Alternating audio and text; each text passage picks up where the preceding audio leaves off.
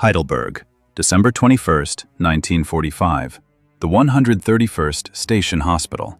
George Patton, old blood and guts, the man who tore across France faster than the Wehrmacht thought possible, the man who turned an army 90 degrees in midwinter to relieve Bastogne, is dead at 60. A pulmonary embolism. 12 days after a low-speed collision on a back road outside Mannheim. His Cadillac hit an army truck at 35 miles an hour. Nobody else in the car was hurt. 2 days later, the funeral procession winds through Heidelberg toward Christ Church. Cavalry recon vehicles in front, an army ambulance behind. Crowds on the rooftops. Half a world away in Washington sits a man with wire-rim glasses and a Missouri accent. Omar Bradley, just appointed head of the Veterans Administration. Future 5-star. Patton's old subordinate, Patton's later boss, the one man on this planet who knew exactly what George Patton was. Bradley says almost nothing. For the next 38 years, every time a reporter or historian or old staff officer asked him about Patton, Bradley gave a version of the same answer. Polished, diplomatic, careful. The kind of answer a future chairman of the Joint Chiefs has to give. Then, on April 8, 1981, in New York City, Bradley dies of cardiac arrhythmia, age 88, the last surviving American 5-star. 2 years later, a book hits American shelves, A General's Life, co-written with Clay Blair from Bradley's tapes and notes. The Christian Science Monitor reviewed it on April 27, 1983, and printed one line that explained the whole project. Bradley, the reviewer wrote, may no longer have felt inhibited to speak frankly of those who were no longer alive. So, what was in the book? That's the question.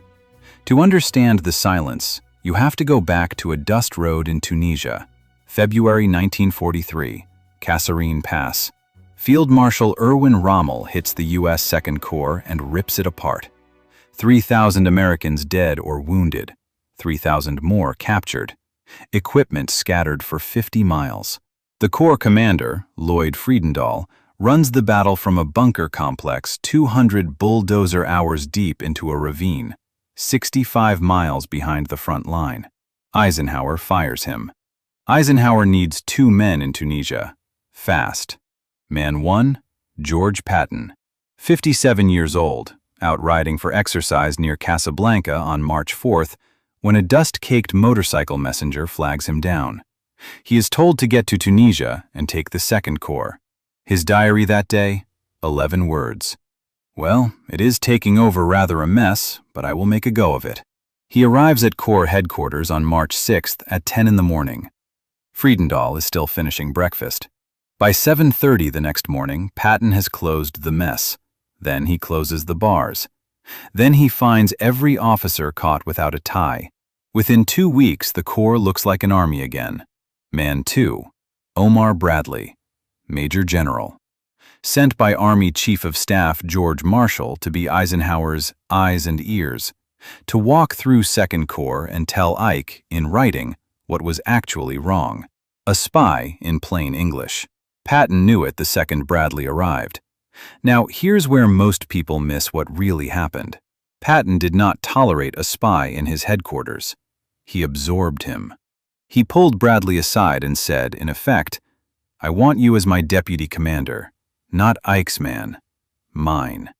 Bradley accepted, but he kept his right to report to Eisenhower direct. Both men knew it. Neither said it out loud. So the chain of command in Tunisia, March 1943, looked like this. Patton above, Bradley below. 3 stars to 2. Cavalry showmen over Missouri infantrymen. The flamboyant one giving orders, the quiet one taking notes. 18 months later, that order would be inverted. Almost nobody in the war understood the implications of that inversion as clearly as Bradley did, sitting in a tent at Guettar in late March 1943, watching Patton run a battle. March 23rd. The German 10th Panzer Division, Rommel's old armor, now under Hans-Jürgen von Arnim, slams into the U.S. 1st Infantry Division at Guettar. Patton's tank destroyers, dug into reverse slope positions, gut them. By nightfall, the Germans pull back. The Americans hold ground. It is the first time American troops have beaten the Wehrmacht in a stand-up fight on land. Patton is the man with the stars on his collar. Bradley is the man taking notes. When Patton leaves to plan the invasion of Sicily, Eisenhower hands the Second Corps to Bradley. Promotion. 3 stars. Tunisia ends in May with 230,000 Axis prisoners. The two of them are about to cross the Mediterranean. And Sicily is going to break something between them that never quite gets fixed. July 10, 1943. Operation Husky. Patton's 7th Army and Montgomery's 8th Army hit the southern coast of Sicily on the same morning.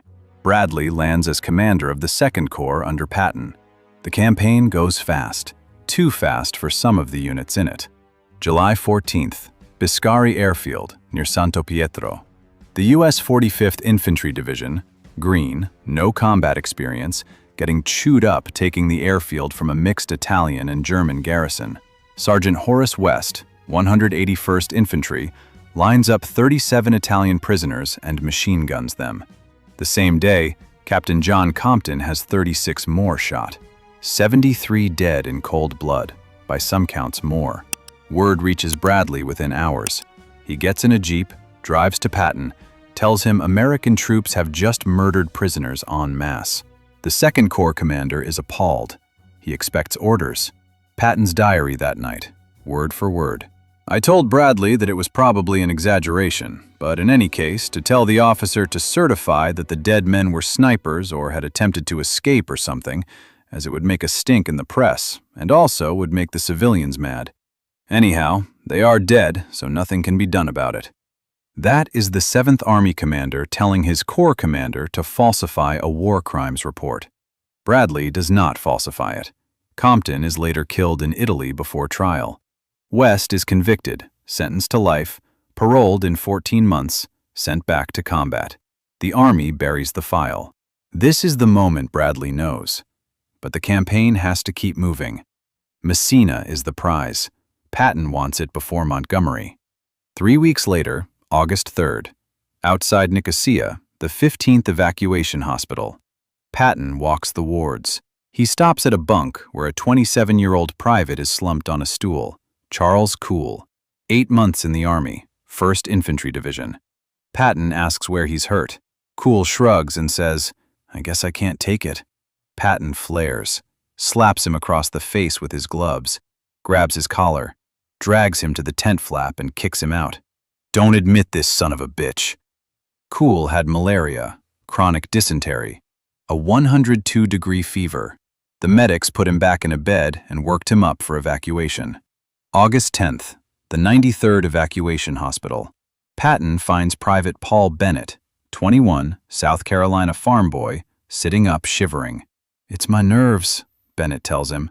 "I can't stand the shelling anymore."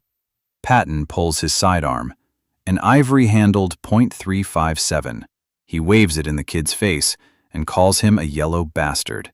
He slaps him twice. He yells, loud enough that medical officers in the next tent hear it, that he wants this man back at the front, and he wants cowards shot. 2 days later, August 12th, Colonel Richard Arnest, 2nd Corps surgeon, walks into Bradley's headquarters with a written report. Patton physically struck a hospitalized soldier. 2 soldiers, actually. Witnesses. Names. Dates. Bradley reads it. Then he locks it in his safe. He does not forward it. He does not call Eisenhower. He does not relieve Patton, which technically he could request. He just locks it up. Why? Bradley's own answer, written decades later, is one sentence. Canny a showman though George was, he failed to grasp the psychology of the combat soldier. That's it. No defense of Patton, no condemnation. A flat appraisal, 20 years in the working, that says, I knew what he was, and I knew it then. The medical staff didn't trust the chain of command to handle this. They went around Bradley. The senior surgeon at Allied Forces headquarters got a copy. So did Eisenhower. Drew Pearson, the columnist, got the story in November and broke it on the radio in the United States. Eisenhower nearly fired Patton. He kept him only because, as Assistant Secretary of War John McCloy put it, I can't spare this man. He fights. Then, in September 1943, the inversion happens. Eisenhower picks the commander for 1st U.S. Army, the army that will hit the Normandy beaches. He doesn't pick Patton. He picks Bradley. Junior in rank, junior in experience. Junior in everything except the one quality the European invasion needs above all, the ability to not embarrass the Allied cause. Patton learns about it in a memo. He spends late 1943 in a palace in Palermo, with no troops to command, watching his 7th Army get cut up and shipped out for other operations. Carlo d'Este, the historian, called it Patton's Elba. Bradley sails for England in October. April 25, 1944, Knutsford, Cheshire, 6 weeks before D-Day. A women's volunteer group has organized a welcome club for American servicemen. They ask Patton to say a few words at the opening. Off the record, press not invited.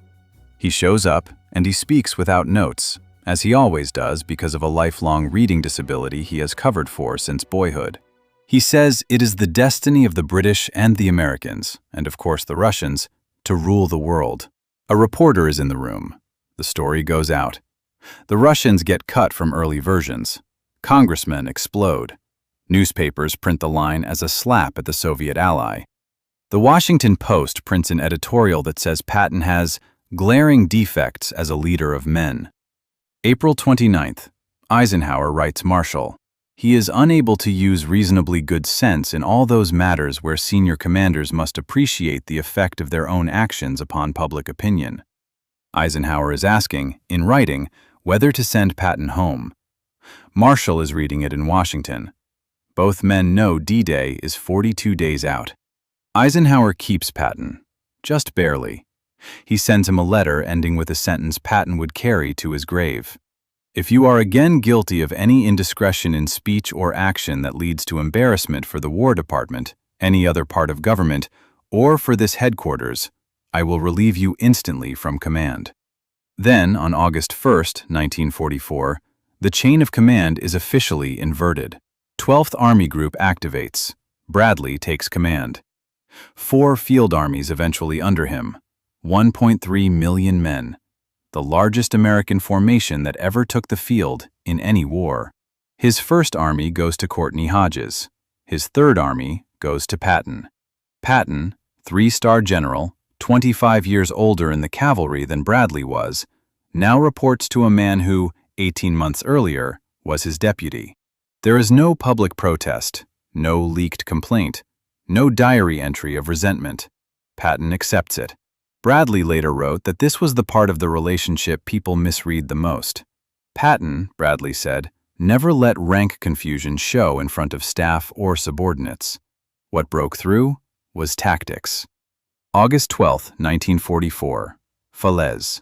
Patton's 15th Corps under Wade Hayslip is racing north toward Argentan. The Canadians are coming south. If they meet, they trap the entire German 7th Army, 15 divisions, in a pocket west of the Seine. Patton wants to keep going. Bradley orders him to stop at Argentan. Bradley's reason, written down at the time, was a fear that Americans and Canadians, neither side knowing the other's exact position, would shoot each other in the dark.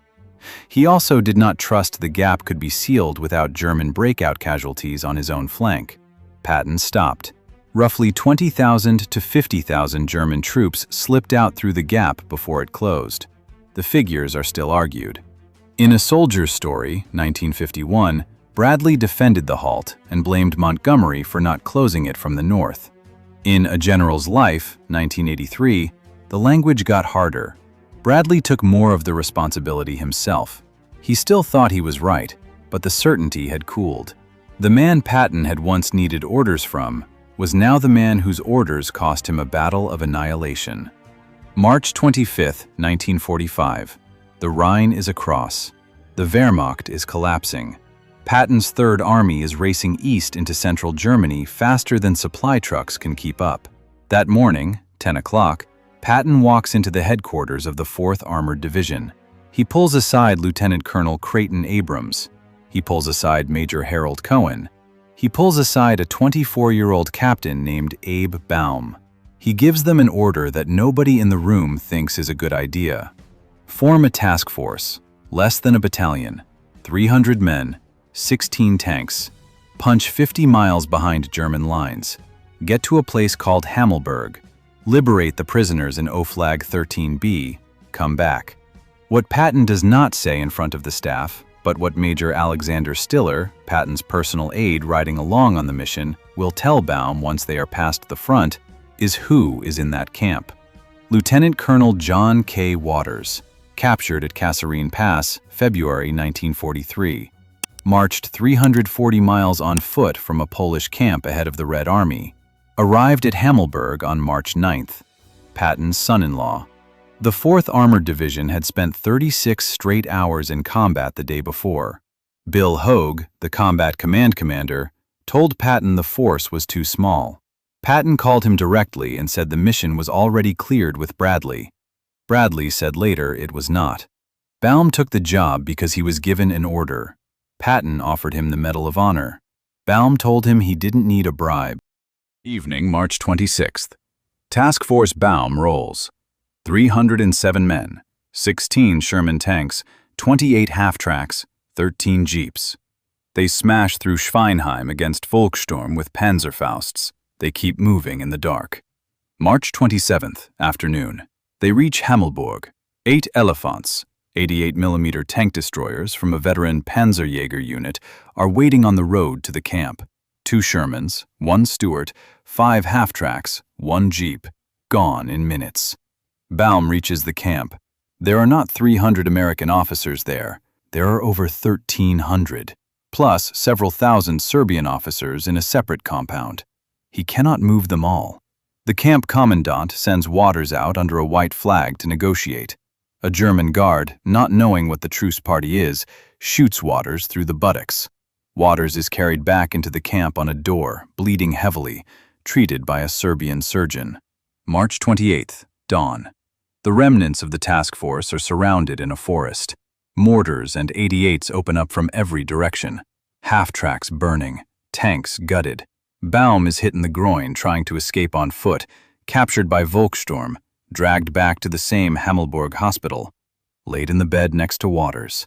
Final count: 9 American dead, 32 wounded, the rest captured. Every vehicle lost. April 6th, 9 days later. The 14th Armored Division liberates Hammelburg in a normal frontline advance. Bradley wrote about it once. It was a story that began as a wild goose chase and ended in tragedy.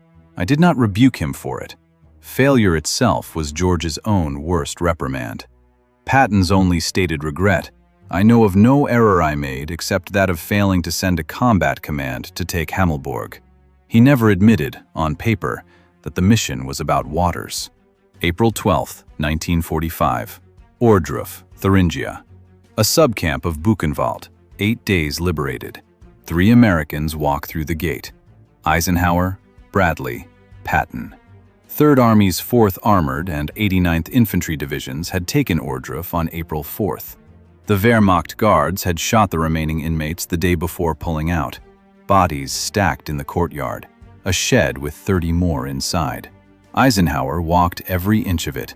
He wanted first-hand evidence, so no one could ever claim later that the stories were Allied propaganda. Bradley stood at his shoulder, silent. Patton walked part way, turned around, went behind a building and threw up. He refused to enter the shed. This was the man whose 3rd Army had killed or wounded over 500,000 Germans. The man who slapped a private for crying. The man who, 18 months earlier, told Bradley to falsify a war crimes report at Biscari. He could not look at Ohrdruf. 5 months pass. The war is over. Patton is military governor of Bavaria. September 22, 1945. Bad Tölz, a spa town south of Munich. Patton holds a 15-minute press conference.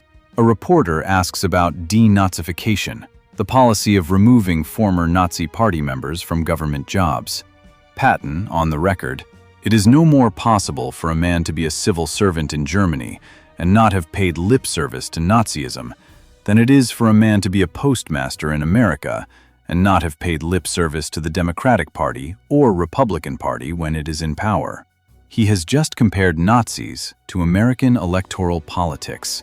On the record, 2 reporters. Eisenhower had warned him in April 1944, "One more indiscretion, and you are gone." September 28th, Patton relieved as military governor. October 7th, Patton relieved of Third Army. His farewell, last line, "All good things must come to an end. The best thing that has ever happened to me thus far is the honor and privilege of having commanded the Third Army." December 9th, 1945. About 11:45 in the morning, a back road outside Mannheim. Patton is in the back of a 1938 Cadillac, going pheasant hunting near Speyer with Hap Gay. The driver is a substitute, Private First Class Horace Woodring. Patton's regular driver is in the hospital. A 2.5-ton GMC truck turns left into a supply yard. The Cadillac, doing 35 miles an hour, hits it. Nobody else is hurt. Patton is thrown forward and slams his head into the glass partition. His 3rd and 4th cervical vertebrae fracture, paralyzed from the neck down. 1 second. In the ambulance to Hap Gay, "This is a hell of a way to die." 12 days later, December 21st, the 131st Station Hospital, Heidelberg, pulmonary embolism. He is 60. Beatrice had flown across the Atlantic. She sat beside him for the last 11 days.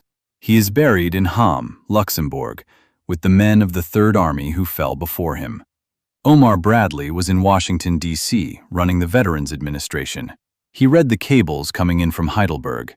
He said nothing for the record. For the next 38 years, he kept saying nothing. 1951. 6 years after Patton's funeral, Omar Bradley publishes A Soldier's Story. He is 58, the first chairman of the Joint Chiefs of Staff, the public face of the U.S. Army. The book is careful. It mentions Patton's showmanship. It defends the halt at Argentan. It does not call him a liar. It cannot. Too many men are still alive. Too many careers are still in motion. Too many widows are still reading. Bradley keeps writing in private. Notes, tapes, drafts. April 8, 1981, New York City. Bradley dies of cardiac arrhythmia, 88 years old, last surviving American 5-star. 2 years later, Simon & Schuster publishes A General's Life, co-written with Clay Blair, 752 pages. This is the version Bradley would not let out while the others were alive. The slapping incidents, written in detail. Hammelburg, Bradley says he never approved it. Falaise, Bradley takes more of the blame. The Knutsford Speech, the Bad Tölz press conference. Patton's repeated failures of judgment, set down in the plain Missouri prose of a man who had watched it all happen and had spent 38 years not saying so. The line that defines the whole book is the one Bradley wrote about a battlefield commander he had outranked, served under, and ultimately commanded. Canny a showman though George was, he failed to grasp the psychology of the combat soldier. That is not the verdict of an enemy. It is the verdict of the only man who saw all of it and waited until the room was empty to say so.